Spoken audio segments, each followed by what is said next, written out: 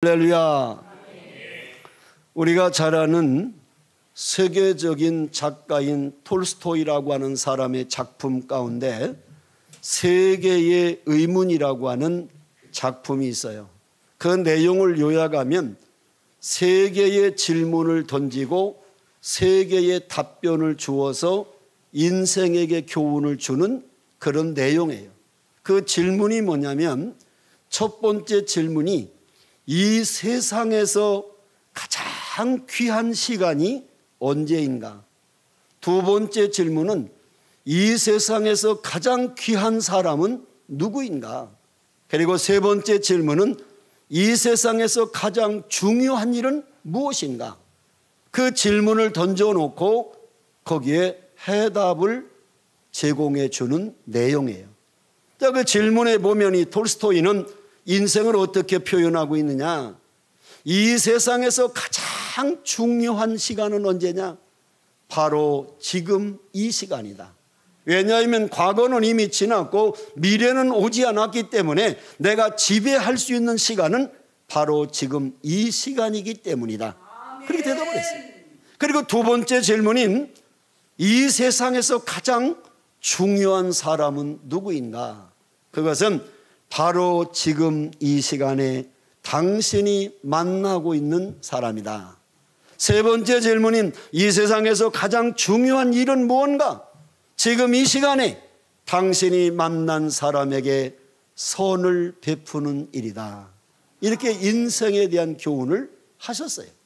이 톨스토이의 교훈에 의하면 우리가 가장 중요한 시간에 중요한 사람들이 모여서 가장 중요한 일을 하는 것이 이 성인 줄로 믿습니다. 그래서 오늘 여러분들이 아마 육신적으로 피곤하고 힘들고 덥고, 저도 너무 더워서 아주 벗었어요. 땀을 너무 흘려가지고 양복이 다 젖어서 이제는 벗고 하자. 어차피 이틀 동안을 만나서 이제 얼굴은 익혔으니까 이해를 되겠다 해서 제가 오늘 지금 벗고. 중요한 건 뭐냐면 이 시간이 정말 여러분의 생애 육체적으로 힘들고 피곤하고 덥고 또 하루 종일 일하고 온다는 것이 쉬운 일이 아니에요. 정말 믿음이 없는 사람이라면 올 수가 없어. 그래서 오늘 이 마지막 셋째 날 저녁에 하나님이 예비하신 말씀을 통해서 여러분의 생애에 큰 축복이 되기를 주의 이름으로 축원합니다. 자, 그럼 오늘 본문의 말씀은 마태복음 7장에서 보겠습니다. 마태복음 7장 15절 말씀부터 23절까지 보겠습니다. 마태복음 7장 15절. 자, 마태복음 7장 15절에서 23절까지 제가 말씀을 보겠습니다. 제 성경으로 신약성경 10쪽에 있습니다. 10페이지에 찾았으면 아멘. 자, 제가 읽겠습니다. 7장 15절에서 23절입니다. 거짓 선지자들을 삼가라. 양의 옷을 입고 너희에게 나아오나 속에는 노략질하는 일이라. 그들의 열매로 그들을 알지니 가시나무에서 포도를 또는 엉겅퀴에서 무화과를 따겠느냐. 이와 같이 좋은 나무마다 아름다운 열매를 맺고 못된 나무가 나쁜 열매를 맺나니 좋은 나무가 나쁜 열매를 맺을 수 없고 못된 나무가 아름다운 열매를 맺을 수 없느니라. 아름다운 열매를 맺지 아니하는 나무마다 찍혀 불에 던져지느니라. 이러므로 그들의 열매로 그들을 알리라. 나더러 주여 주여 하는 자마다 다 천국에 들어갈 것이 아니요 다만 하늘에 계신 내 아버지의 뜻대로 행하는 자라야 들어가리라.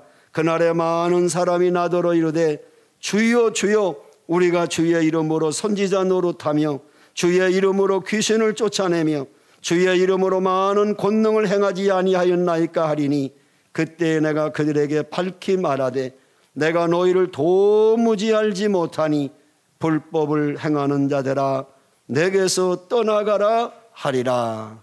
아멘. 오늘 읽은 본문을 가지고 함께 나눌 제목은 진품인가 짝퉁인가. 따라합시다. 진품인가 짝퉁인가. 어떤 사람이 외국에 여행하는 중에 정가가 1,500만 원인 롤렉스 시계를 30% 저렴하게 1,000만 원에 구입을 하게 됐어요. 그는 1,500만 원짜리 이 롤렉스 시계를 1,000만 원에 산 것이 너무 기분이 좋아서 귀국에서 많은 친구들에게 다니면서 이 시계 좀 보라고, 이 1,500만 원짜리 시계를 내가 1,000만 원에 30% 할인해서 샀다고 계속 자랑을 했어요. 근데 친구 가운데 시계 가게를 하는 친구가 그 시계를 보자고 하면서 이리저리 한참을 살펴보더니 명품 시계 전문점에 가서 한번 확인을 해봐라, 이렇게 말을 하는 거예요. 그러니까 이 1,500만 원짜리를 1,000만 원에 구입한 이 친구가 기분이 상당히 나쁜 거예요. 아니, 시계하는 친구가 명품 시계 전문점에 가서 진짜인지 가짜인지 한번 확인해 보라고 하는 말을 듣고 아주 언짢은 심정으로 명품 시계점을 찾아가서 딱 이 시계를 좀 봐주십시오 했더니 그 명품 시계 전문점 주인이 하는 말이, 이 시계는 진품이 아닙니다. 거리에서 몇만 원이면 살 수 있는 짝퉁입니다. 이렇게 대답한 거예요. 엄청난 충격을 받은 거예요. 몇만 원짜리 짝퉁을 1,000만 원에 구입했으니 얼마나 억울하겠어요. 여러분, 오늘 이 시대를 살아가는데 보면은 이 짝퉁이라고 하는 것이요, 분별이 잘 안 돼요. 외관이나 품질, 모양을 보면 진품과 조금도 다를 것이 없어서 수많은 사람이 짝퉁에 속아 넘어간다는 거예요. 우리가 이런 일들을 아마 경험했을 것이고 주변에서도 많이 보았을 거예요. 여러분, 짝퉁이라는 말을 제가 사전에 찾아보니까 짝퉁이 뭐냐? 모방하여 만든 가짜를 속되게 이르는 말, 그게 짝퉁이래, 국어사전에. 또 진품, 명품은 뭐냐? 뛰어나거나 유명한 진짜 물건이나 작품을 말함. 그러니까 이 짝퉁과 명품, 진품은 전혀 다르다는 거예요. 문제는 제품이나 물건에만 짝퉁이 있는 것이 아니라 우리의 신앙생활에도 짝퉁 신앙이 있고 진품 신앙이 있다는 거예요. 오늘 제가 말씀을 드리려고 하는 서론은 뭐냐? 오늘 여러분과 내가 하나님을 믿고 섬기는데 과연 하나님이 나를 보실 때 너는 진짜 진품 신앙이다 이렇게 말할 건가? 너는 그저 예수님 흉내만 내는 짝퉁 신앙이다 이렇게 말할 것인가를 오늘 성경 말씀을 이제 잘 설교를 들으면서 짝퉁 신앙은 어떤 거고 진품 신앙은 어떤 것인가를 성경에서 주님이 하시는 말씀을 들어보자는 거예요. 그래서 이왕 믿을 바에는 짝퉁으로 믿으면 되겠어요? 진품으로 믿어야지. 하나님 앞에서는 정말 나를 인정하고 나를 받아주고 나에게 상급과 면류관을 씌워주는 진짜 그리스도인이 돼야지, 짝퉁 그리스도인 되어서 버림받는 인생이 되어서는 안 되겠다는 거예요. 그래서 오늘 이 말씀을 함께 나누려고 하는 겁니다.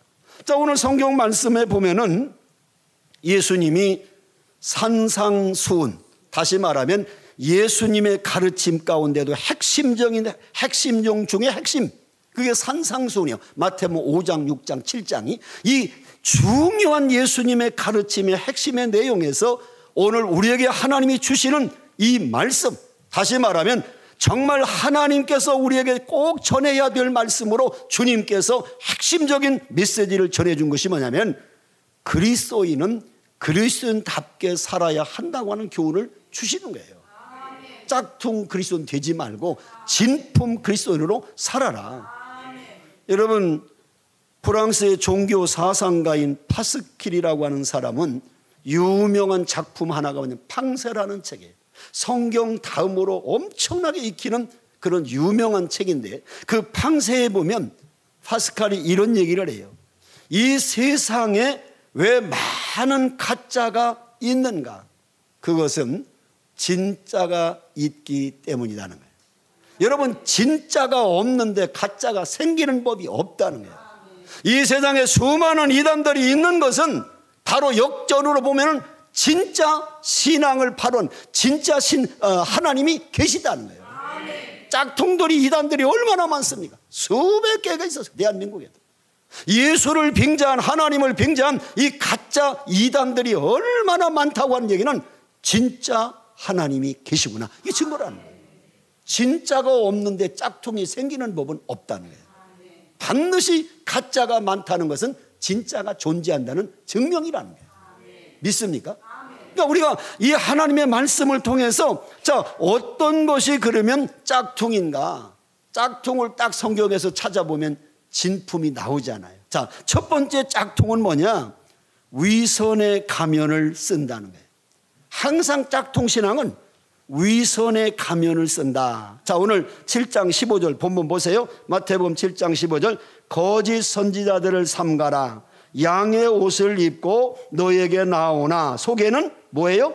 노략질하는 일이라. 여러분, 오늘 예수님이 복음서에서 거짓 선지자, 거짓 사도들에 대해서 여러 번 경고를 하십니다.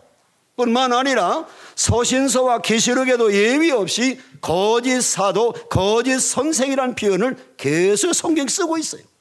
예수님은 우리가 신앙생활을 감당하기 위해서는 거짓 선지자들을 경계하라고 말씀하고 있어요. 여러분, 거짓이라는 말이 뭐예요? 외식한다, 위선자라고 하는 의미를 가지고 있어요. 다시 말하면 위선이라는 말을 원어를 찾아보니까 가면을 쓰고 무대에서 연기하는 자라는 해석을 했어요, 본문에.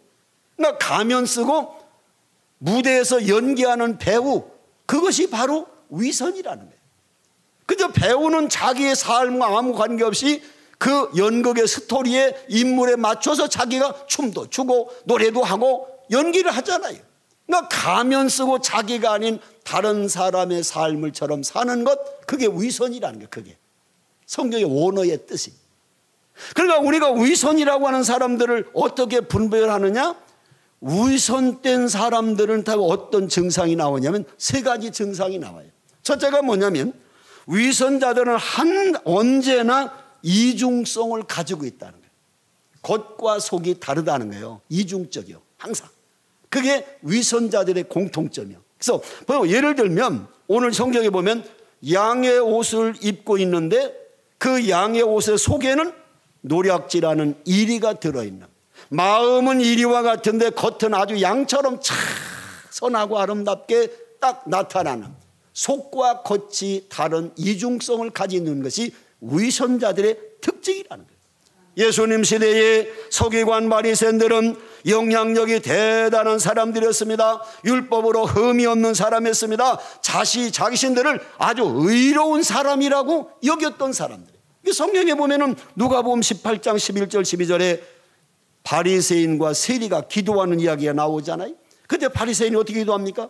하나님이여, 나는 다른 사람들과 토색, 불의, 간음하는 자들과 같지 아니하고 이 세리와도 같지 아니함을 감사하나이다. 나는 일에 2번씩 금식하고 또 소득의 11조를 드리나이다. 자기는 의롭다라고 지금 이 바리새인이 하나님께 기도하는 내용 아닙니까? 거기 보면 뭐라고 나옵니까? 자신을 의롭다고 생각해서 세리와 따로 서서 기도했다. 다른 사람들, 다시 말하면 토색, 불의, 간음하는 자들과 같지 아니하다라고 하는 세리를 멸시했고, 자신은 일주일에 2번씩 금식하고 11조를 드린다고 하는 자신의 공로를 주장하는, 이게 바로 이 바리새인들인데, 이들이 그렇게 겉으로는 아주 의로운 척하지만 그의 속 사람들은 어떤 사람들이냐?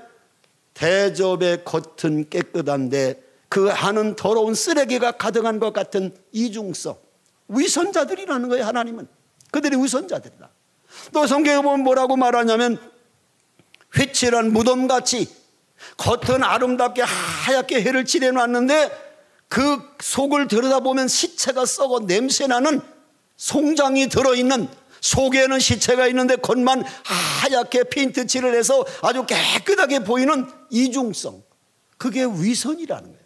성경은 이렇게 말합니다. 마태복음 23장 25절에 화 있을진저 외식하는 서기관들과 바리새인들이요, 잔과 대접의 겉은 깨끗이 하되 그 안에는 탐욕과 방탕으로 가득해 하는도다.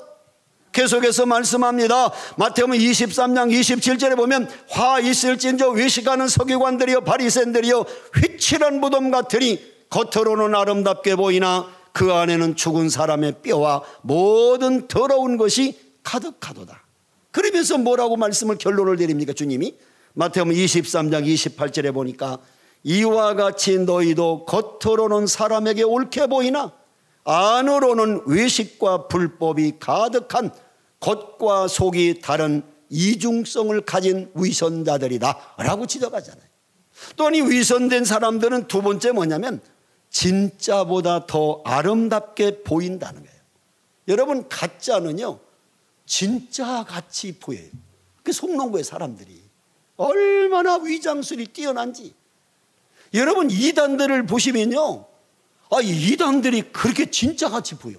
우리 믿는 진짜 정통신앙은요, 정통신앙을 가진 사람들은 오히려 꼭 가짜같이 행동하고 이 가짜인 이단들은 진짜같이 행동을 해요. 속아 넘어가는 거예요, 사람들이. 제가 사는 대전에도요, 바로 제가 다니고 있는 그 중문교회 바로 옆에가 이 신천지의 마띠아 성전이라고 어마어마한 성전이 있어요. 아마 주일날 제가 이게 지나가다 보면 보통 한 4,000명, 5,000명이 모이는 것 같아요. 이번 주 말고 지난 주일을 보니까 무슨 행사를 하는지 전체가 초록색 티를 다 입었는데 끝도 없는 도로에 사람들이 서가지고요. 내가 한 40분을 설교하러 이제 우리 동명학교를 가는데 가는 동안까지 끝도 없이 양쪽 도로에 꽉 찼어요. 사람들. 수천 명씩 몰려들어요. 이해할 수가 없는 것이 거의 젊은 사람들의 전파네. 젊은 사람들. 얼마나 그들을 가서 대학교 가서 이렇게 해가지고 전도해서 끌어들이는지 가짜는 진짜같이 사람들을 끌어모은다니까요. 근데 우리 진짜는 전도를 잘 못해요. 그래서 그 전도하는 건 이단들을 통해서 좀 배워야 돼. 그게 어마어마하게 그들은 집중, 한 사람을 막 4사람씩 붙어가지고 집중적으로 계속 그들을 찾아서 만나서 데려온단 말이에요. 그러니까 전부 젊은 사람들이 나와요. 젊은 사람. 마음이 너무 아픈 거예요. 저 젊은이들이 저렇게 따라가는데, 저게 진짜인 줄 알고 따라가는데 마지막에 저게 끝이 영원히 멸망할 곳으로 간다면 얼마나 안타깝냐 그 말. 여러분, 우리가 이 위선대들은 항상 진짜보다 아름답다는 거예요. 여러분, 군대 가면은요, 특수훈련을 받을 때에 산속에 들어가서 일주일 동안 견뎌내는 훈련이 있어요. 먹을 걸 아무것도 주지 않고 자연에서 내가 일주일간 생존하는 그런 훈련을 시켜요. 그럴 때 교관이 꼭 가르치는 게 뭐냐, 뭐 산속에 가서 풀뿌리를 먹던 아니면 열매를 먹던 벌레를 잡아먹던 생존하는데 단 중요한 것, 주의사항이 뭐냐, 아름답고 예쁘게 보이는 건 먹지 마라. 반드시 아름답게 보이는 건 독이 있다는 거예요. 버섯 같은 것도요, 여러분, 독버섯은 굉장히 화려합니다. 보면 진짜 예뻐요. 그건 독버섯이에요. 반드시 독버섯이에요. 그러니까 우리가 이 위선자들은요, 사람들을 얼마나 잘 속이는지 신천지는 아예 가르치잖아요. 복음 전하기 위해서는 거짓말도 맘대로 해라. 다 그걸 가르쳐요. 여러분, 마귀가 뭐예요? 거짓의 아비 아닙니까? 거짓말의 아비가 마귀예요. 그러니까 마귀의 지배를 받는 사람은 거짓말도 밥 먹듯이 하는 거예요. 자랑스럽게 생각해요. 왜? 거짓말해서라도 네, 저 사람 우리 신천지 데려왔는데 자랑한다니까요. 그러니까 중요한 건 뭐냐면 이렇게 진짜가 아닌 사람들은 진짜보다 더 진짜같이 위장을 한다는, 위장술을. 그래서 세 번째로 이 위선이라고 하는 것은 마지막 뒤에 가면 항상 문제가 생긴다는 거예요. 여러분, 위선자들의 마지막 사기치는 거 마지막에 가면 꼭 파멸로 끝나잖아요. 항상 끝나잖아요. 처음에는 막 여기다 투자하면 당신 잘 되고 몇 배를 이자를 받을 수 있고 그 다 끌어가지고 나중에 왕창 넘어가 버리잖아요. 제가 며칠 전에 제 사위에게 얘기를 들었어요. 제 사위가 연대 의대 교수인데 의사예요. 치과 과장인데 뭐라면 자기 친구 선배 바로 몇 살 위에 선배 목사가 의사가 개원해가지고 병원을 한대요. 근데 얼마 전에 100억을 잃었다는 거예요. 100억을. 그래서 무슨 의사가 100억이 있냐 했더니 집이 잘 사는데 그냥 병원은 놀기 싫으니까 그냥 한대. 근데 뭘 했냐? 오래전에 코인이 생겼을 때 코인에 투자를 해가지고 88억까지 올라갔대요. 그런데 88억까지 벌었는데 이제 100억을 채우려고 계속해서 그걸 하는데 갑자기 어느 날 자기 계좌에 돈이 하나도 없다는 거예요. 그래가지고 그 거래하는 은행 그쪽에 가서 이제 확인을 해보니까 북한에서 해킹을 해가지고 자기 계좌를 몽땅 다 빼가버렸다는 거예요. 그러니까 한순간에 100억이 날아가 버린 거예요. 100억이란 돈이. 그러니까 우리 같으면 아마 밥도 못 먹고 머리 싸매고 누워있을 것 같아. 근데 지금 자전거 타고 도로 다닌다는 거예요. 열심히 타고. 그래서 내가 괜찮냐고 했더니 자기는 그 친구하고 같이 가자고 해서 은행을 가는데 자기는 옆에 있는데도 막 떨리더라는 거예요. 100억이라는 돈이 얼마나 크냐 이 말이요. 근데 그 친구는 뭐 별 생각 없이 또 벌어면 되지 그런다는 거예요. 여러분 우리가 어떻게 보면 그게 100억이라는 어마어마한 돈을 한순간에 날아가는 거예요. 한순간에 해킹당해가지고.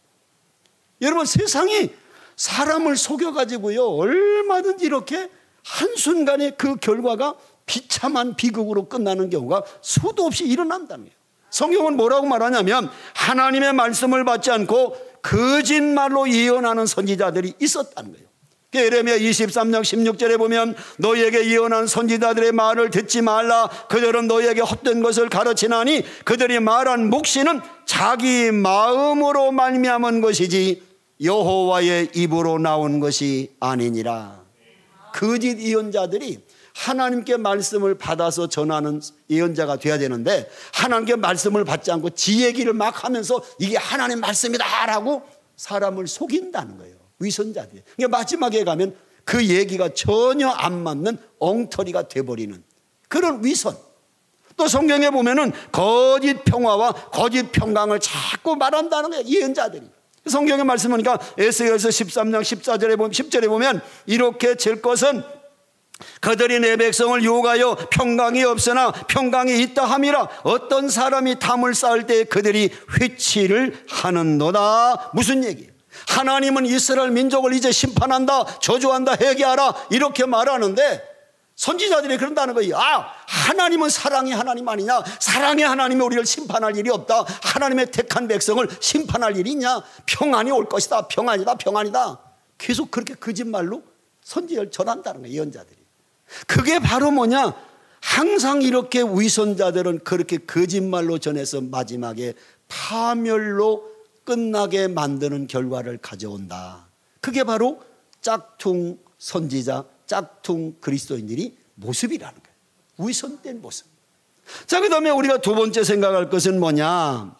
과연 이 짝퉁은 어떤 사람이라고 성경은 오늘 말씀하는가? 또 여기 보니까 두 번째는 뭐냐면 인격의 열매가 없다는 거예요. 짝퉁 그리스도인, 짝퉁 목사, 짝퉁 선교사 이런 짝퉁들은 그의 삶의 열매가 없다는 거예요. 16절부터 보세요. 자, 16절 보면 그들의 열매로 그들을 알지니 가시나무에서 포도를 또는 영공퀴에서 무화과를 먹겠느냐?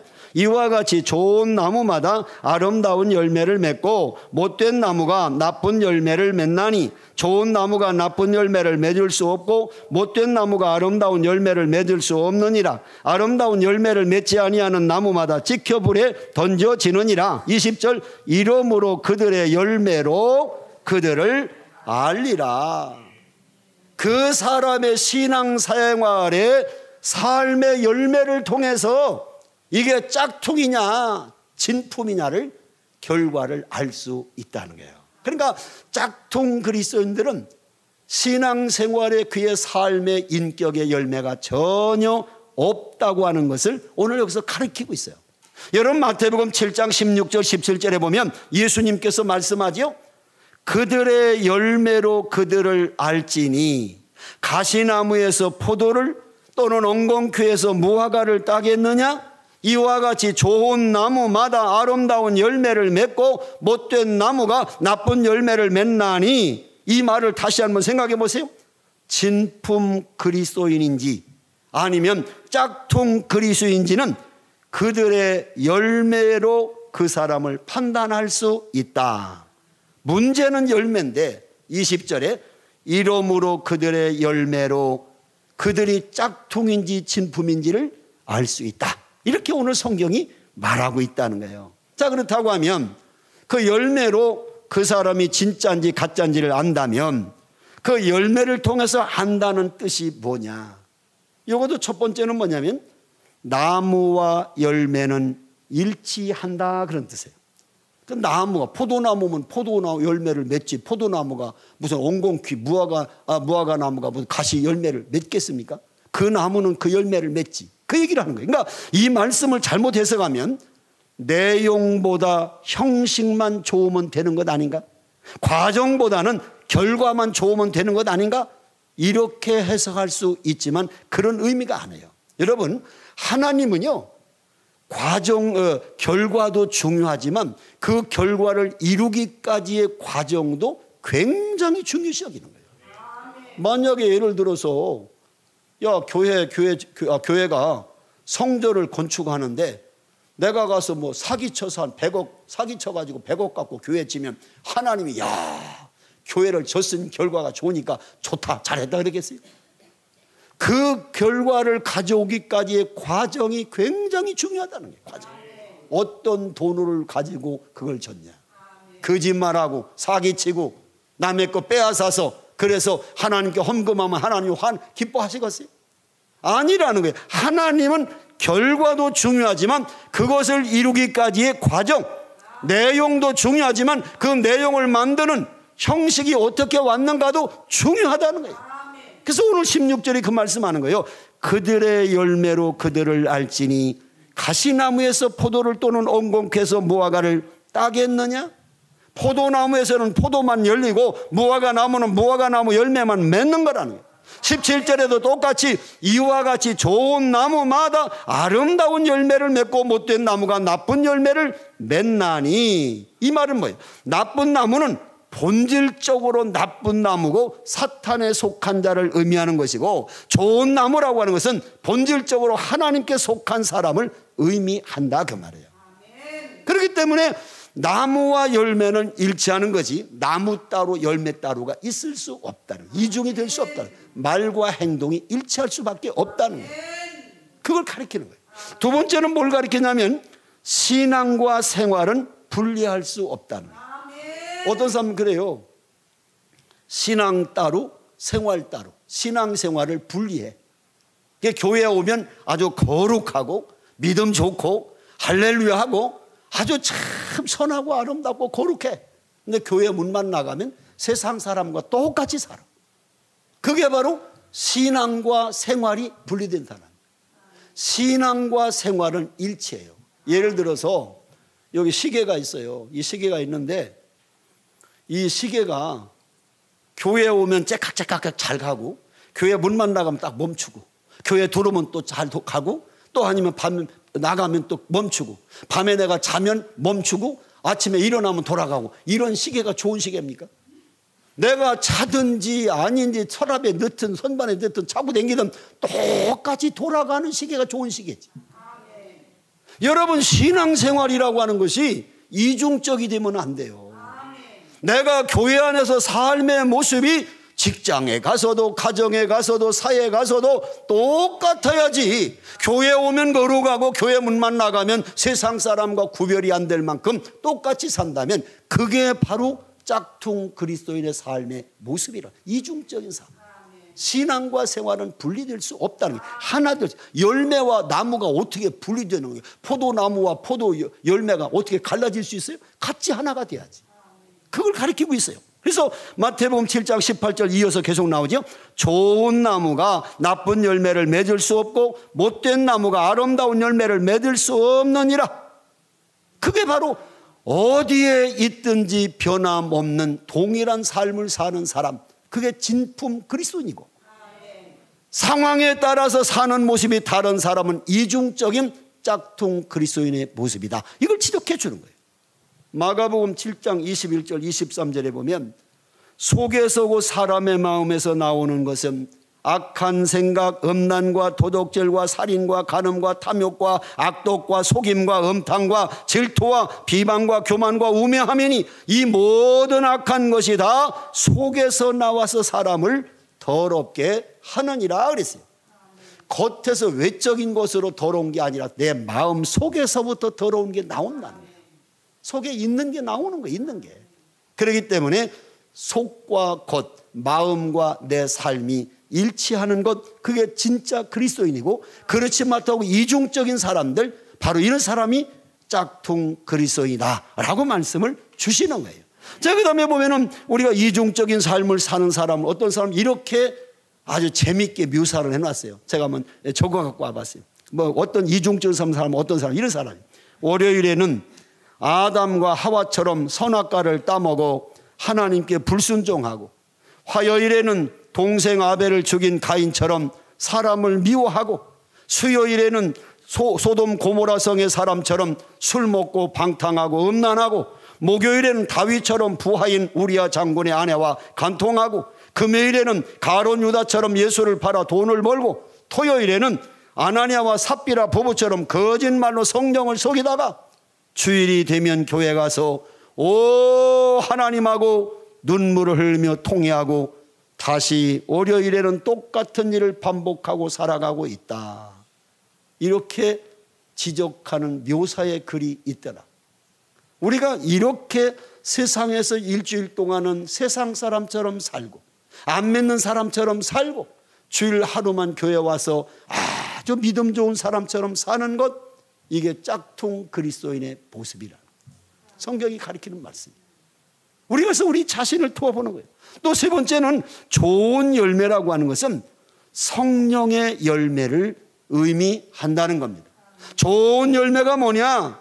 성령의 열매인데, 갈라디아서 5장 22절 23절에 보면 성령의 열매가 9가지가 이렇게 나옵니다. 오직 성령의 열매는 사랑과 희락과 화평과 오래 참음과 자비와 양성과 중선과 온유와 절제니 이 같은 것을 금할 법이 없느니라.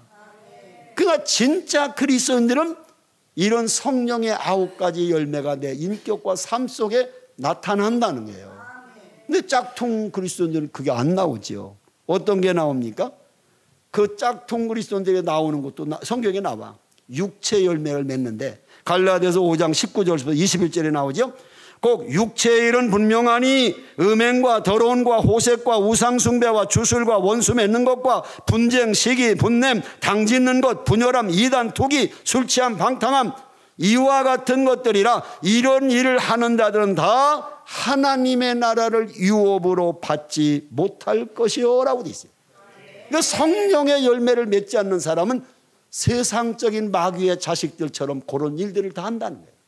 그러니까 벌써 그 사람의 삶의 모습을 통해서 뭘 배울 수 있냐? 아, 이분은 짝퉁이구나, 이분은 진품이구나, 분간이 된다는 거예요. 여러분 삶의 모습을 통해서 열매를 보고 그 나무를 평가하는 것처럼 오늘 여러분의 삶의 모습이 하나님이 보실 때 어떤 모습으로 비춰질 수 있을까? 그걸 한번 오늘 거울인 말씀을 통해 자신을 돌아보라는 거예요. 하나님은 나의 삶의 열매를 보고 너는 진품이구나, 너는 짝퉁이구나, 어떻게 판단하실까 하는 것을 우리 자신을 돌아보는 그런 지혜가 필요하다는 거예요. 마지막 세 번째는 뭐냐면 이 짝퉁이라고 하는 것은요, 하나님의 뜻을 행하지 않는다는 거예요. 자, 오늘 본문인 마태복음 7장 21절부터 보세요. 나더러 주여 주여 하는 자마다 다 천국에 들어갈 것이 아니요 다만 하늘에 계신 내 아버지의 뜻대로 행하는 자라야 들어가리라. 그날에 많은 사람이 나더러 이르되 주여 주여 우리가 주의 이름으로 선지자 노릇하며 주의 이름으로 귀신을 쫓아내며 주의 이름으로 많은 권능을 행하지 아니하였나이까 하리니 그때 내가 그들에게 밝히 말하되 내가 너희를 도무지 알지 못하니 불법을 행하는 자들아 내게서 떠나가라 하리라. 자, 여기서 세 번째로 짝퉁 그리스도인들은 어떤 사람이냐? 하나님의 뜻을 행하지 않는 사람, 그게 짝퉁 그리스도인이래요.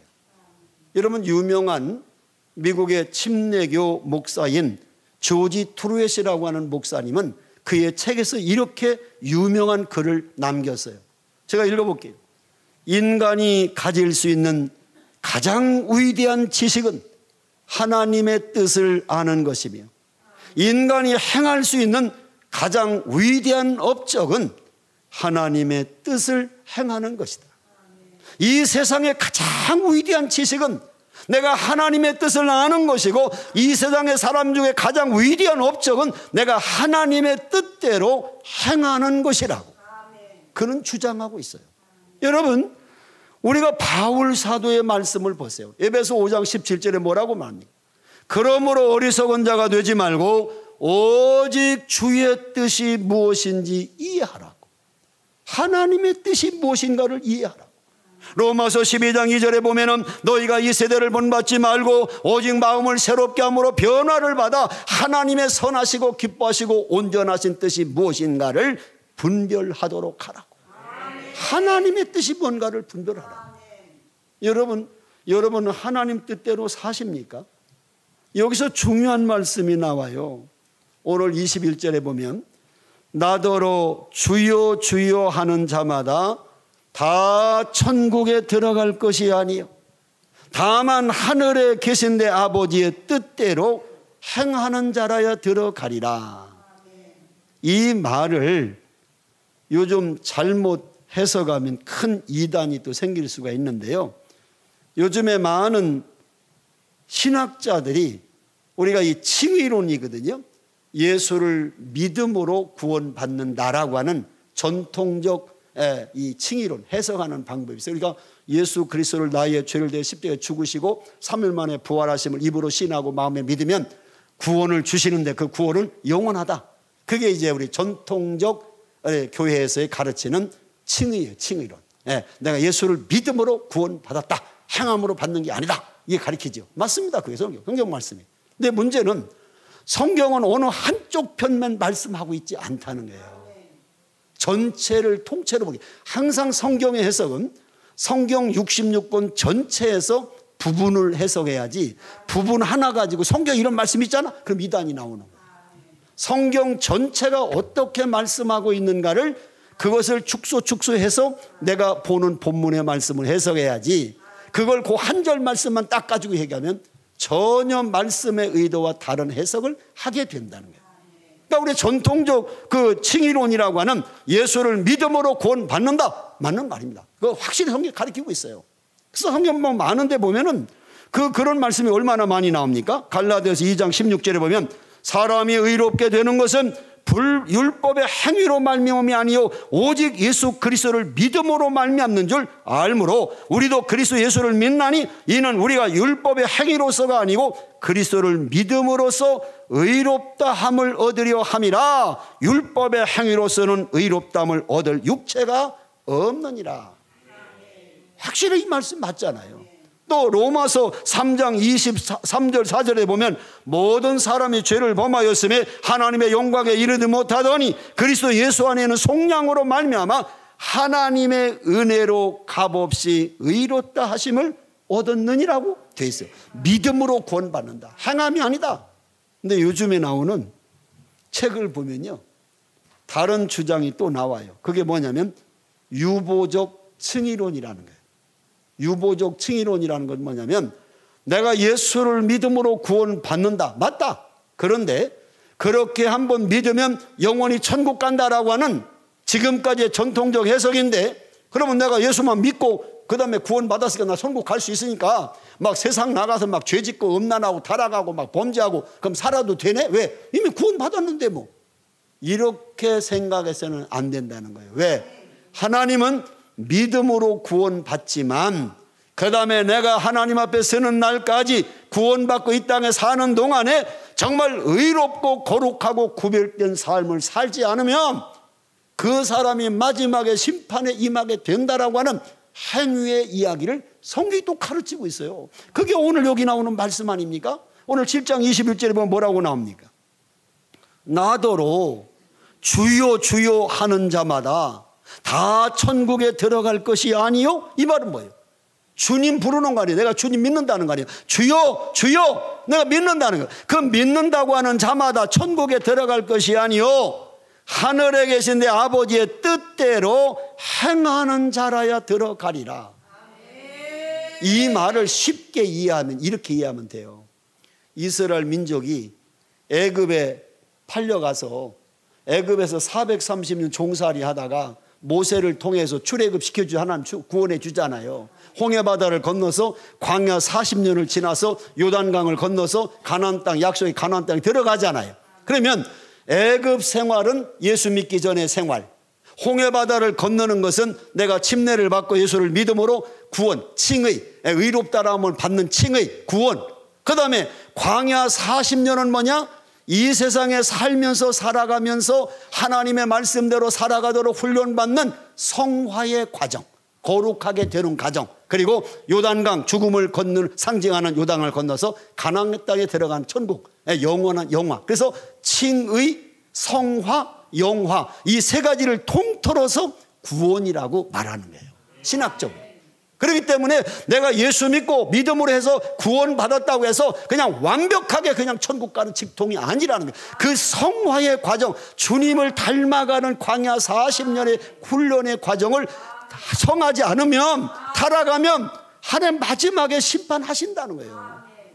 그래서 우리가 잘못하면 혼돈이 올 수 있는데, 혼돈하는 게 아니라 칭의와 성화와 영화라고 하는 이 세 가지가 통틀어서 구원이라고 하는 것을 이해하지 않으면 이 성경 말씀을 이해될 수가 없어요. 왜? 분명히 여기 내가 주님 고백, 주여 주여 신앙 고백했고, 내가 예수님의 이름으로 선지자 노릇해도 했고, 예수님의 이름으로 귀신도 쫓아냈고, 예수님의 이름으로 권능도 행했는데 마지막 날에 주님이 난 너를 알지 못한다, 이 불법을 행하는 자들아 저 지옥불로 들어가라 한다는 거 아니에요. 그럼 이해가 안 되잖아요. 10명의 처녀가 다 믿는 사람들이요. 근데 5명만 신랑을 맞이했고 5명은 신랑을 못 맞이했단 말이에요. 그럼 뭐냐 이 말이요. 하나님 앞에 구원받았다고 믿음의 고백을 했는데 왜 마지막에 갈라질 수 있느냐라고 하는 이 말씀은 믿음으로 구원받는 건 확실하다. 그래서 성경적 전통이 확실한 거예요. 그러나 믿음으로 구원 진짜 받은 사람은 그 살아가는 세상의 삶도 구별되고 거룩하게 살아가게 되게 있다는 거예요. 만약에 세상에 사는 삶이 그렇게 음란하고 타락하고 세상에 마귀같이 살면 그건 진짜 구원받은 사람이 아니다 그 말이에요. 구원받으면 반드시 삶이 바뀌어진다는 거예요. 그걸 오늘 여기서 가르쳐 주는 거예요. 그러니까 이 말씀을 잘 해석하셔야 돼요. 잘못하면 어렵습니다. 자, 여기 보면 오늘 본문에 보니까 뭐라고 하냐면 주여 주여라고 하는 신앙 고백도 했어요. 그러다가 주님의 이름으로 선지자 노릇도 했어요. 귀신도 쫓고요, 권능도 행했어요, 기적과 능력도 행했어요. 근데 주님은 너희들을 내가 모르겠다는 거예요. 모르겠다. 자, 여기서 주시는 교훈이 뭐냐? 천국은 입술의 고백만으로 갈 수 없다. 이걸 배우라는 거예요. 내가 주님 주님 주여 주여 그거 한다고 천국 가는 거 아니다. 오늘 성경 말씀처럼 나더러 주여 주여 하는 자마다 다 천국에 들어갈 것이 아니다는 거예요. 두 번째는 뭐냐? 천국은 선지자 노릇했다고 갈 수 없다는 거예요. 내가 목사, 선지자, 뭐 장로, 권사, 집사 이거 되었다고 해서 그냥 가는 게 아니라는 거예요. 세 번째는 뭐냐? 내가 천국은 기적과 능력을 행한다고 갈 수 없다는 거예요. 내가 예수의 이름으로 귀신도 쫓아냈고, 내가 예수의 이름으로 목회도 했고, 내가 예수의 이름으로 병도 고치고 이런 거 했다고 천국 가는 거 아니라는 거예요. 오늘 주님이. 그러니까 왜 이 사람들이 그렇게 예수의 이름으로 귀신도 쫓고 예수의 이름으로 권능도 행하고 예수의 이름으로 병자도 고치고 예수의 이름도 선지자도 했는데 왜 못 들어갔을까?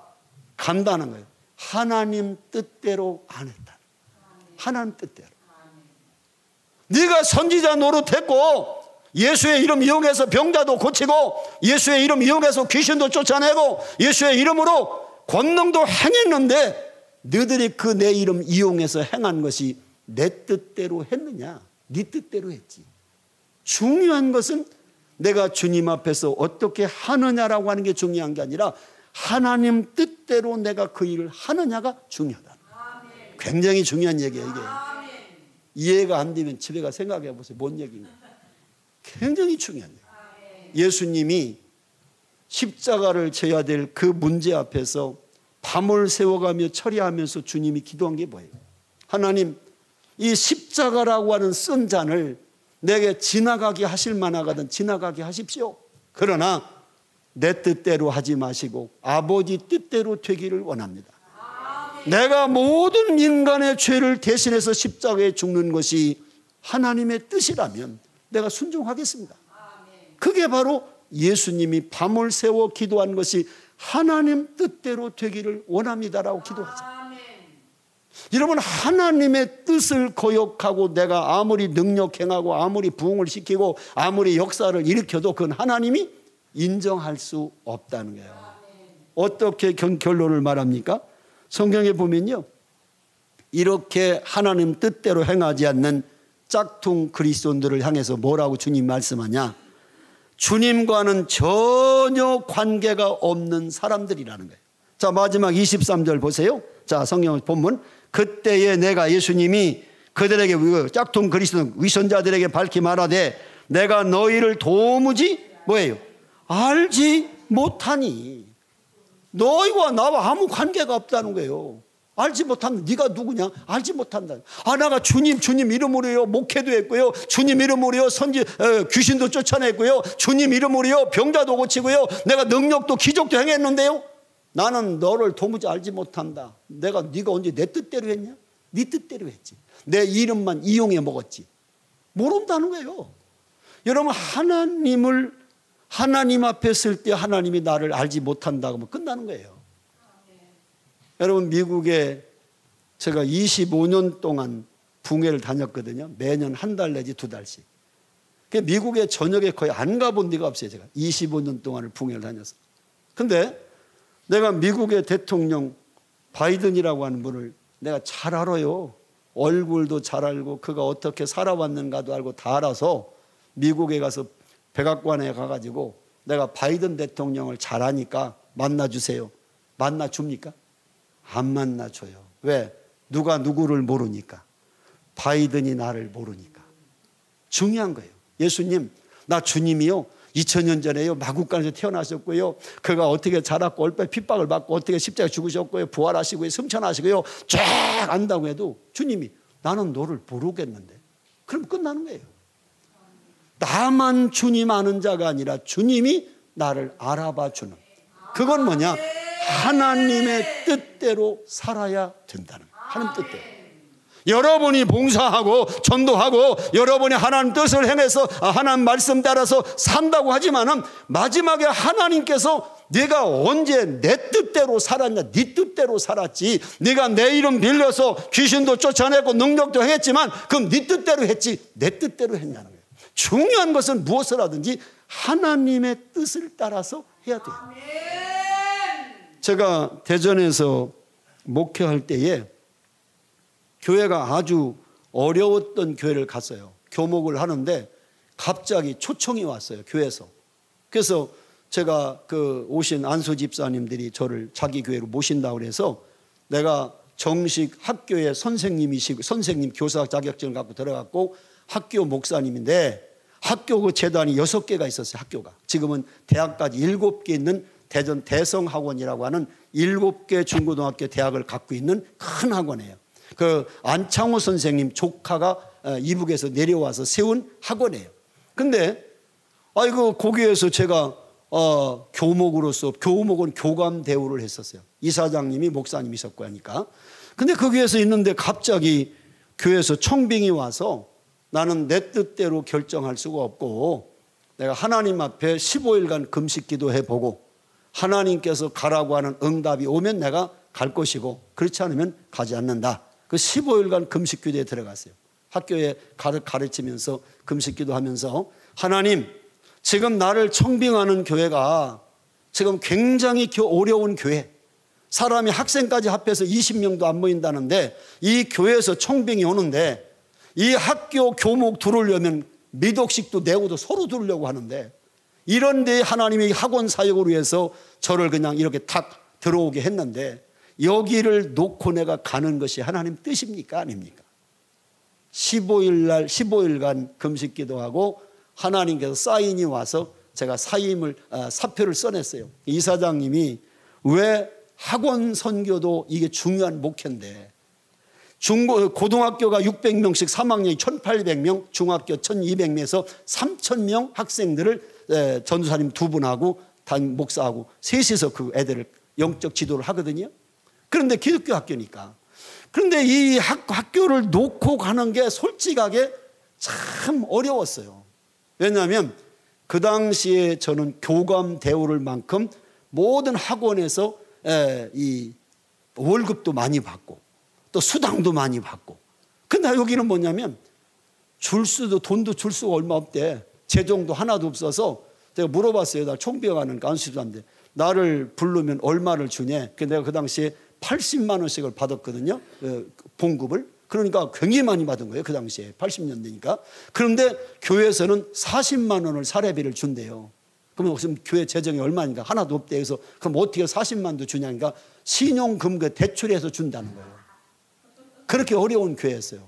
16년 된 교회인데 개척한 목사님이 10년간 하다가 서울로 가시고 다른 분이 오셨는데 6년 동안 교인들과 싸운 거예요. 그래가지고 다 떠나버리고 학생들 몇 명하고 집사람들 몇 분 낳은 거예요. 그런 교회 깨지니 몰랐어요. 제가 교목하다 보니까.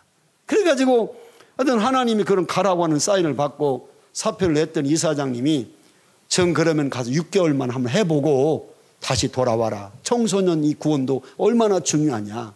그래서 아닙니다. 제가 기도하고 결단한 것이지 내가 자의적으로 결단한 게 아니기 때문에 수리해 주시라고. 수리를 안 해주는 거예요. 그래서 일단 갔어요. 사임을 했으니까. 가서 이제 교회를 가보니까 참으로 이 교회가 폐허가 돼버렸어요. 폐허가. 6년 동안 목사님하고 교인들 싸웠으니 뭐가 제대로 됐겠어요. 카텐이 있는데 카텐이 다 사가서 막 떨어져 버리고 한마디로요, 그 사람이 살지 않는 무슨 이상한 뭐가 나오는 그런 데 같아요. 폐허. 교회가 16년 된 교회가 재정은 마이너스 40만 원이란가 얼마란가 하고 1년 예산이 얼마나 하니까 2,400만 원인데 6년 동안 한 번도 넘어본 적이 없대. 1년 예산 2,400만 원이. 참 한심하더라고 내가. 그래서 일단 하나님 앞에 우리가 맡기고 믿음으로 기도하자. 하나님이 이 교회를 다시 세울 수 있도록. 그래가지고 가서 거기도 금요일 날 이제 철야 이제 인도를 막 시작한 거지. 단층에 섰어요. 교회가 딱 젖어 있는데 단층. 그러니까 얼마나 그 젊었을 때니까 열심히 했겠어요. 제가 지금도 열심히 하는데. 정말 막 밤을 새워가면서 막 기도하고요. 막 그 몇 명 되지도 않는데 막 마이크 대고 막 주여 부르짖고 이러니까 주변에다 주택가에 있었거든요. 막 돌멩이가 막 나오는 창문으로 막. 이놈의 교회 때문에 못 살겠다고 말이에요. 그래도 그냥 무조건 막 금요일마다 막 교인들 나오라가지고 막 악을 쓰고 막 기도하고 그랬어요. 그랬는데요. 한 번은 30살이 넘은 청년이 나를 목사 죽이겠다고, 이 목사 죽이겠다고 도끼를 들고 술이 취해갖고 온 거예요. 내가 기도하고 있는데. 찍으라고.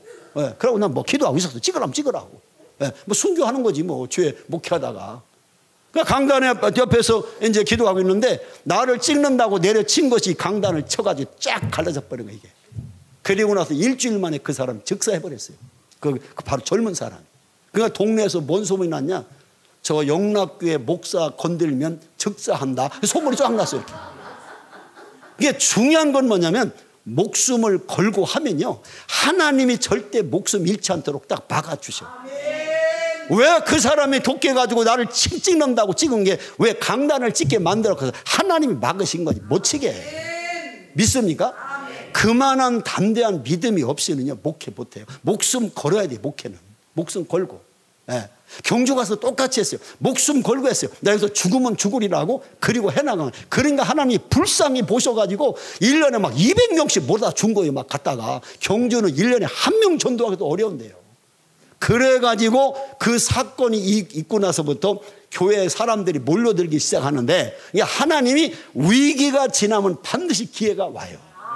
위기라는 말이 한자 말이 두 가지 뜻이 있어. 위험이라는 뜻도 있고 기회라는 뜻도 있는 거예요. 그러니까 인생의 위기는 하나님의 기회가 될 수 있다는 거예요. 목숨 걸고 하나님 중심으로 가면 반드시 하나님이 천군 천사로 막아주신다든. 그래가지고 부흥이 시작이 되는데 얼마나 몰려들기 전에 20-30명 모이던 교회가요, 막 사람이 밀려들어가지고 그 교회를 채울 수가 없었어요. 200명 이상이 안 들어가니까. 그래가지고 바로 교회 옆에 있는 어떤 단독주택이 내놨다는 거예요. 그래서 내가 그걸 사버렸어. 그리고 집을 헐어버리고 거기다 조립식으로 2층을 져가지고 늦게 오시는 성도는 그리 가서 예배드리고 이게 TV로 중계를 해줬어. 88년도 그때 제가 갔으니까 거기를. 그래가지고 거기서 중계, 그래도 사람들이 계속 오는 거예요. 그게 안 돼서 대전에 보면 고속터미널이 있어요. 고속터미널 바로 뒤에 사또호텔이 있어요. 사또호텔 건너편에 공터가 있어가지고 거기에 조립식을 약 700명 들어가는 교회를 또 하나 만들었어요. 2성전. 1성전 성남성전, 2성전 용종성전. 두 개를 딱 만들어가지고 양쪽에서 예배를 드렸어요. 아멘 좀 해봐요. 아, 나 목이 다 나가려고 그래. 아멘 안 해서. 아니 내가 하나님의 은혜를 입었다고 간증하면 아멘이라도 해줘야 될 거 아니오. 여러분 같으면 도끼 찍힐 각오하고 거기다 기도하고서, 예? 아무나 하는 거 아니고 그 얘기 들으니까 쉬운 거 같지. 목숨 건다는 게 쉬운 일이 아니다 그 말이에요. 그래서요 막 청년들이 몰려오기 시작하는데 이 확장하는데 청년들이 와가지고요 다시 이성전을 만들려니까 전부 다 비품 만들어야 되잖아. 의자 하나가 30만 원씩이더라고 그 당시에. 그래가지고 30만 원씩 그 청년들한테 너들 다 하나님 앞에 의자 하나씩 맡아라. 그래가지고 다 맡기고요. 뭐 어떤 집사람이 강단한다, 뭐 어떤 사람은 뭐 음향한다 다 했는데 마지막 뭘 못했냐면 피아노를 그랜드피아노를 사줬는데 아무도 안 하는 거예요. 비싸니까. 그때 현찰로 1200만 원 줬어요. 그 옛날에. 그 안 돼서 어떻게 우리가 해야지. 빚어가지고 제가 1200만 원을 들여가지고 그랜드피아노를 사다 놨어요. 2성전에. 1성전도 있고 2성전 있고. 이렇게 이제 해서 교회가 막 부흥됐어요. 얼마나 청년들이 열심히 했냐면요. 300명이 모이니까 청년들이 뭐라고 하냐면 목사님 이번 부활절 때는요. 우리가 뮤지컬 한번 해보면 좋겠다는 거예요. 야 뮤지컬 어떻게 하는가. 우리 청년들이 여기에 막 음악하는 사람들 악기단 다 있으니까 우리 실내악도 다 있었어요. 뭐 바이올린, 비올라, 뭐 클라리넷 뭐 다 해가지고 막 애들이 대학생들이 있으니까 다 와가지고 다 연습해가지고요. 3개월을 연습해가지고 주일날 아예 예배 자체를 뮤지컬 예배로 드렸어. 그렇게 할 만큼 유명하게 그 교회가 쫙 성장했고 그때 학생회장 했던 김태환이라고 한 청년이 충남대 기계공학과를 나와가지고 LG 여기 창원인가 어딘가 LG에 와가지고 해서 그가 최초로 우리나라의 냉장고에 얼음이 나오는 냉장고를 만든 그 사람이에요. 그 사람이. 우리 그 제자가 내 제자가. 중학교 때부터 길렀는데 믿음이 그렇게 좋아서 이 창원에서요 매주 금요일마다 대전에 와요. 와서 철야하고 토요일 날 청년회장이니까 전도 나가고 주일날 하고 주일 오후에 또 내려와 창원으로. 그러면서 수요 예배에 창원의 가음정 장로교회를 다녔어. 그때 예배만 수요일 예배만. 왜냐면 여기 있어야 되니까. 그래서 가음정 예배가 들이다가 거기서 자매를 만나가지고 그 자매 때문에 고신측 목회자로 가버렸어 나중에. 내가 침례신학대학교 대학원까지 합격해 놨는데 그쪽에서 너무 사람이 괜찮으니까 학비 3년간을 다 대주겠다고 해가지고 고신대학원을 시켜가지고 거기에 부목으로 있다가 태국에 파송해가지고 태국에 13년 선교하다가 지금 2년 전에 여기 진영 장로교회에 진영에서 120년 된 교회에 잘 지어놨더라고 교회를. 제가 가봤어요 얼마 전에. 오라고 해서 가봐서 설교 한번 갔는데 어마어마하게 해서 뭐 몇백억을 졌다는데 빚만 지금 남은 게 30억이래. 거기에 담임 목사가 됐어 이번에. 부모 왔다가 담임 목사 은퇴하시고 지금 담임 목사 돼서 여기서 얼마 안 되잖아요 진영이. 예, 저 진영에 지금 와 있어도 전화도 안 했어요. 하면 금방 쫓아올 거예요. 예, 그렇게 하나님의 역사 그때 열심히 했던 그 친구들이 목회자들이 이렇게 또 많이 나왔어. 할렐루야. 그런 교회에서 있다가 다시 경주로 또 가라 해서 또 경주로 또 간 거예요 제가. 생각해 보세요. 그 대전에 좋은 데서 그렇게 많은 교회를 만들어 놓고 또 이 황무지와 같은 이슬람보다도 어려운 저 경주 땅으로도 가라니 가고 싶냐고 그게. 안 가려고 한 6개월 가까이를 버텼더니 하나님이 보여주시잖아요. 안 가면 네 생명을 거둬가겠다. 그래서 손 들고 교인들한테 주일날 발표하고 수요일날 이사 가버렸어요 제가 경주로. 못 가게 하도 붙들었어요. 문제는 뭐냐면 못 가게 막 울고 불고 막 붙드는데 뿌리치고 가는 게 진짜 어렵더라고.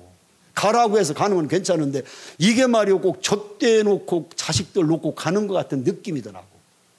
그렇게 해서 경주를 가가지고 3년 동안 열심히 해가지고 또 교회가 막 확 부흥됐더니 서울의 강남중앙교회 강남 논현동에 우리 강남중앙침략의 김충기 목사님이 시무하시던 교회가 있어요. 6,000명 모였어요. 그 당시에 2002년도에.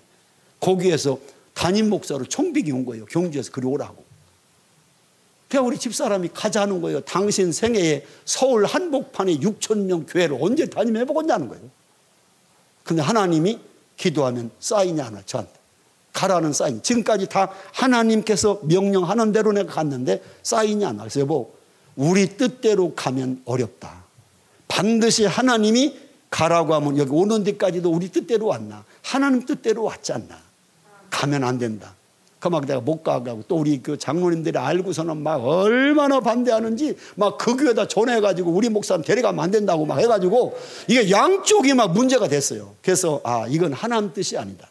하나님의 뜻이면 선하게 가도록 해주실 텐데 이렇게 양쪽 교회가 문제가 되고 장로들이 문제가 되면 이건 하나님 뜻이 아니다. 그래서 제가 못 간다 그랬어요. 그래서 2002년도 12월에 부임하기로 얘기했다가 김충기 목사님이 은퇴를 못하고 후임자가 결정이 안 돼서 못하고 6개월간 더 하시고 2003년도에 침례신학교 피영민 교수가 가게 된 거예요. 그때 제가 안 가는 바람에 6개월 늦게 거기에 가게 됐어요.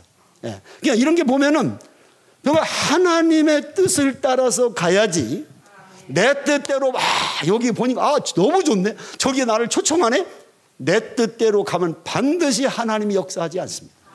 그게 내가 목회온 결과예요. 예. 하나님 앞에서 우리가 경주에서도 40억 땅을 사고 또 20억짜리 비전센터를 짓는데 장로님들이 와서 그러는 거예요. 목사님, 우리 교회 역사상 헌금에서 3천만 원 이상 나온 적이 없습니다. 그러니까 이거 못 짓는다는 거예요. 20억짜리 건물을 어떻게 짓는 거예요? 100평씩 5층이니까 500평을 짓는데 못 짓는다는 거예요. 20억 그게 예산이 나왔는데 못 짓는다는 거예요. 1억도 안 나온다는 거예요. 3천만 원 이상 나온 역사가 없다는 거예요, 우리 교회. 그래서 해보자. 해보고 작정헌금 한번 해보고 안 되면 짓지 말자. 이래가지고요, 한 달 후에 전교인 작정하겠다고 광고를 하고 만약에 여기에서 그것이 헌금이 작정이 안 되면 안 짓겠다. 그리고서 이제 기도해 온 거예요. 계속 하나님 뜻이면 세우게 하시고 하나님 뜻이 아니면 막아주시라고. 그리고서 기도했는데요, 이제 다음 주가 이제 전교인 작정하는 그런 주간인데 전주까지 제가 장로님들 10분이었거든요. 그 당시에 10분 장로님들한테 장로님들이 먼저 작정을 해라. 그래서 우리가 20억 총 예산이라면 당신들이 3억이든 4억이든 장로님들 10분이서 하는 헌금이 나와야, 작정이 나와야 교인들이 장로님들이 저 정도 했으면 우리가 얼마 하겠구나, 이렇게 기준이 나온다. 해라. 안 하는 거예요. 셋째 주가 됐는데 안 해. 그래서 예배 마치고 장로님들 다 목양실로 오라고.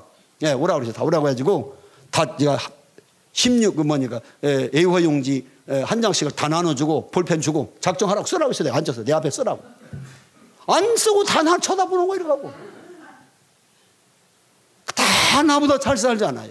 목사, 나는 내가 집이 한 칸 있어, 땅이 한 평 있어, 아무것도 없는 평생 주만 위해서 헌신한 사람인데 안 쓰는 거예요. 그래서 내가 그 당시에 2012년도인데 2012년도에 내가 1년 연봉이 5천만 원이었어요. 우리 교회에서 나를 주는 사례비가 5천만 원. 전체 신방비니 뭐든 사택 관리비니 해가지고 5천만 원을 줬는데 그 5천만 원을 내가 100% 1년 나 주는 사례비를 내가 하나 헌금하겠다. 건축헌금으로 5천만 원 딱 썼어요.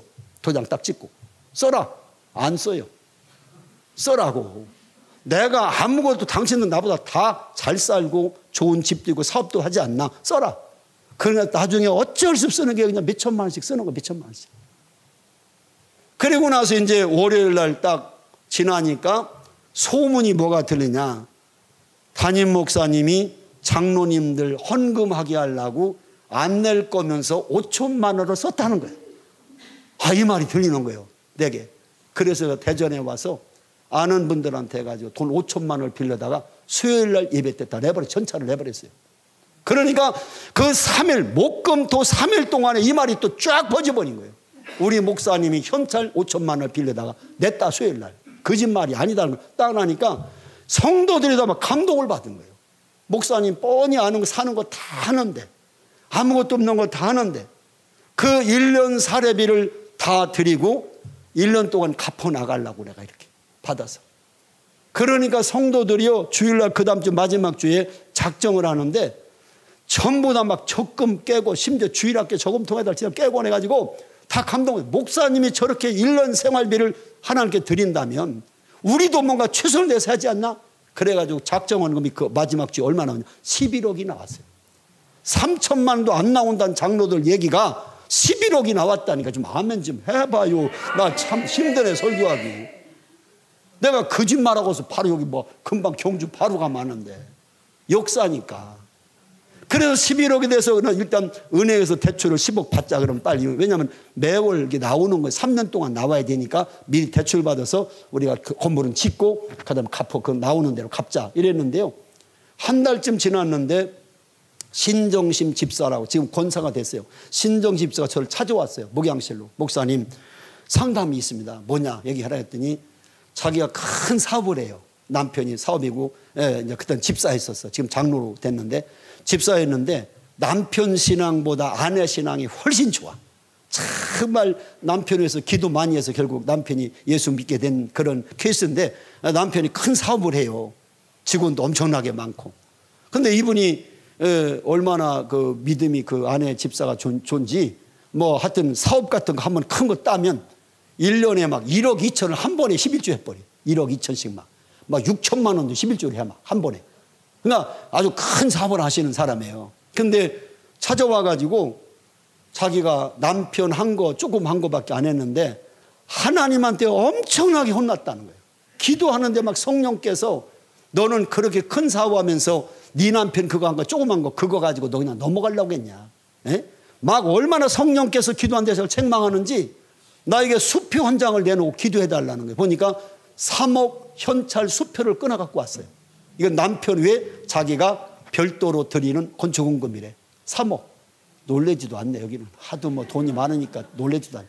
3억을 갖고 기도하려고 해서 내가 나는 돈은 받지 않는다. 난 절대 돈하고는 관계없으니까 교회 통장으로 직접 장로님, 재정 장로님한테 해서 전화 넣고 내가 기도만 축복 기도 해주겠다.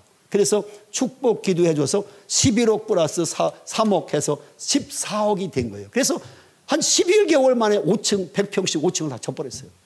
건물을. 다 갚고, 빚도 다 갚고. 주차장 1000평 40억짜리 4천만 원 가고 시작해서 다 갚고. 제가 은퇴하면서 빚 하나도 없이 딱 끝났어요. 그렇게 가능하냐? 하나님이 하심으로 가능했어요. 인간의 힘으로 계산은 도무지 해답이 없어요. 그런데 하나님이 외부의 사람들을 막 보내가지고 다 헌금해서 갚아버리더라. 근데 그걸 보면서 항상 어제 첫날도 했지만 하나님의 일은 돈이나 무슨 지식이나 이거 갖고 하는 게 아니에요. 믿음으로 하는 거예요. 하나님께 기도하면서 하나님이 감동 주시는 대로 하나님 뜻대로 하기를 순종하면 하나님은 반드시 순종하는 사람에게 기적을 행하시는데 내가 부족하면 만들어서도 쓰시는 것이 하나님의 역사라는 거예요.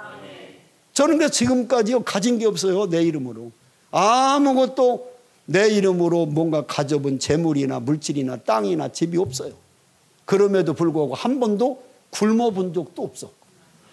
아무것도 없으면 또 하나님이 채워줘. 네, 대전으로 이사 가서 아무것도 뭐 얻을 게 없으니까 내가 옛날 연합 집회로 얼마나 많이 다녔는지 막 수백 교회씩 모아놓고 막 붕해를 많이 했거든요. 이 후배 목사님들이 대전에 왔다고 연락을 와가지고 내 상황을 아는 거예요. 자기들은 그 큰 교회 목사님 하시다가 은퇴했으니까 어마어마하게 잘 살 줄 알았대.